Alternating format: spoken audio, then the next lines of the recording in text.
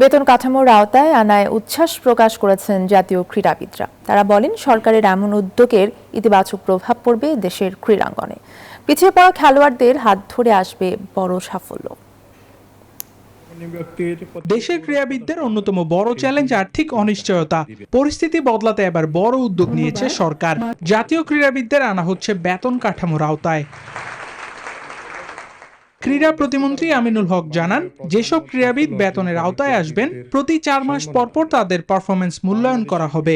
আমরা আজকে 129 জন ক্রীড়াবিদদেরকে ক্রীড়া ভাতার প্রদান করা হয়েছে এবং আমরা আগামী 7 দিনের ভিতরে আমাদের 500 জন ক্রীড়াবিদদেরকে আমরা এই ক্রীড়া ভাতার অন্তর্ভুক্ত করব ইনশাআল্লাহ। এই কার্ড শুধু পরিচয় নয়, এটি ক্রীড়াবিদদের মর্যাদা ও ভবিষ্যৎ নিরাপত্তা নিশ্চয়তা দিবে। আমাদের অনেক সম্ভাবনা আছে, আমাদের এই ছেলে মেয়েদের মধ্যে প্রচুর সম্ভাবনা আছে।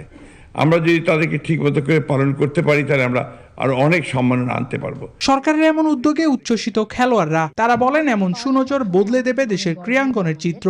উৎসাহিত হবেন পিছিয়ে পড়া খেলোয়াড়রা।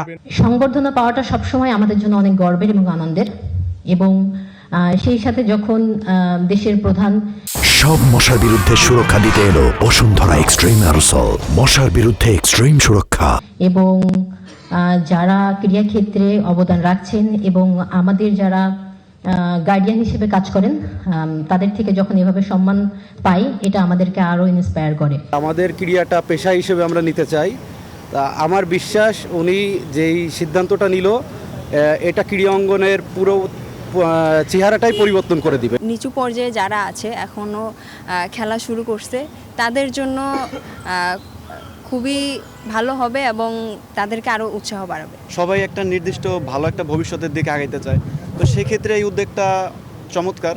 এখন সবাই আসতে চাবে ব্যাডমিন্টন খেলতে, যে আমরা মান্থলি কিছু একটা পাবো এখান থেকে। সরকারের পক্ষ থেকে বলা হচ্ছে, এই উদ্যোগ শুধু বেতন কাঠামো নয়, এটি একটি বার্তা। তা হলো, বাংলাদেশের ক্রীড়া এখন শুধু ভালোবাসা নয়, এটি হতে পারে একটি সম্মানজনক পেশা, একটি নিরাপদ ভবিষ্যৎ। আবরার আল দাইয়ান, নিউজ 24, ঢাকা।